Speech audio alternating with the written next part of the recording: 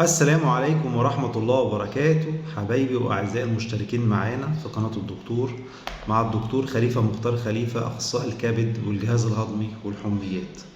النهاردة إن شاء الله هنتكلم في موضوع مهم جدا ناس كتير سألتنا فيه كل يوم بيسألوا فيه، ألا وهو رائحة الفم الكريه.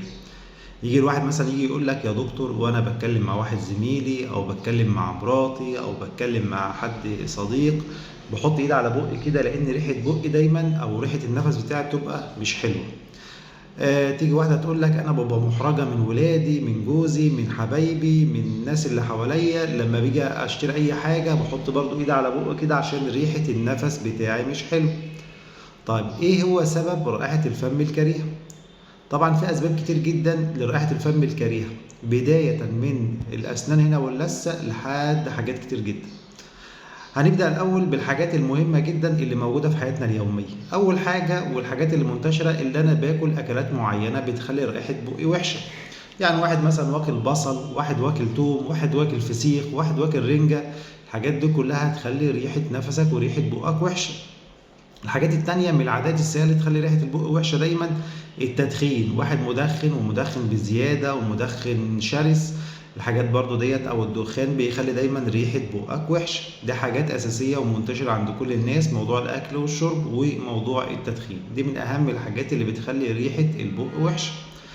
طيب ايه تاني الحاجات اللي بتخلي ريحة النفس او ريحة بقك وحشة؟ اول حاجة كمان الاسنان. لو انت عندك التهاب في الاسنان، عندك تسوس في الاسنان، عندك مشكلة في الاسنان، حاشي ضرس ولا حاجة، من الحاجات اللي بتخلي ريحة نفسك دايما وحشة. لو عندك التهابات وقرح في اللثة وعدوى في اللثة، برضو من الحاجات اللي بتخلي ريحة بقك وحشة. لو انت عندك جفاف في الفم، لو عندك مشكله في الغدد اللعابيه وعاملاك جفاف مستمر، مفيش ريق ماشي او اللعاب الماشي اللي بيعمل تنظيف دايما للثه، عندك جفاف في اللثه هيخلي ريحه بقك وحشه دايما باستمرار. برضو من الحاجات اللي بتعمل ريحه نفس وحشه، من يعني واحد دايما عنده صديد والتهاب على اللوستين، صديد بكتيري، دايما البكتيريا دي بتعمل صديد بتخلي ريحه النفس وحشه جدا جدا جدا. الجيوب الأنفية، لو أنا عندي مشكلة في الجيوب الأنفية وفي دايما بلغم نازل من الجيوب الأنفية على الحلق هنا، بيخلي برضو ريحة نفسك وحشة. يعني يكون واحد عنده جيوب أنفية مزمنة ودايما نفسه ريحته وحشة وبيقول لك أنا مش عارف، أنا بغسل سناني كويس وبنضف بقه وبعمل وبعمل وبعمل، وهو أصلا عنده التهاب مزمن في الجيوب الأنفية فمخلي ريحة نفسه وحشة باستمرار.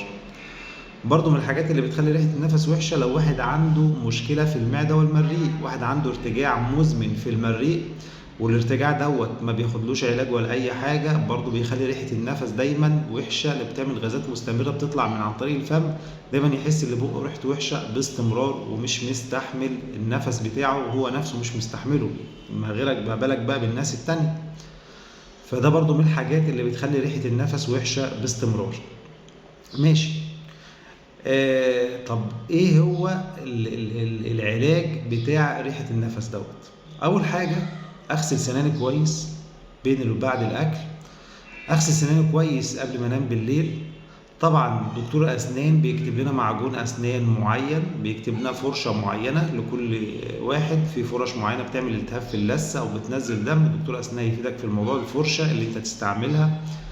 لو انا عندي التهاب في الجيوب الانفيه اعالج الجيوب الانفيه، عندي التهاب في اللوز اعالج اللوز، عندي تقرحات في الفم اعالجها، عندي ارتجاع مريء اعالجه. لو انا مدخن ابطل التدخين ده خالص وابدا ابعد عنه. برضو بعد الاكلات اللي بتبقى تخلي ريحه البق وحشه يعني بلاش نكتر منها. فالعلاج معتمد اكتر على اللايف ستايل بتاعت الانسان وازاي يمشي يومه ويمشي حياته اليوميه، وبرضه نبعد عن الاكلات زي ما قلنا، والتدخين بلاش منه. برضو لو في التهاب، في مشكله في اللوز، في مشكله في الجيوب الانفيه اعالجها، عندي ارتجاع مريء اعالجه. بلاش ناكل بالليل قبل النوم، نغسل سناننا قبل النوم. الحاجات دي كلها. وانا عندي جفاف في الفم اعالجه. حاجات كلها بسيطه وممكن ان احنا نعالجها عشان ريحه الفم اللي هي موجوده باستمرار.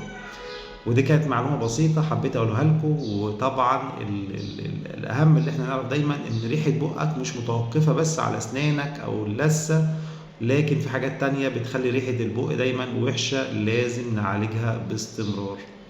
والسلام عليكم ورحمة الله وبركاته. كان معكم الدكتور خليفة مختار خليفة، أخصائي الكبد والجهاز الهضمي والحميات.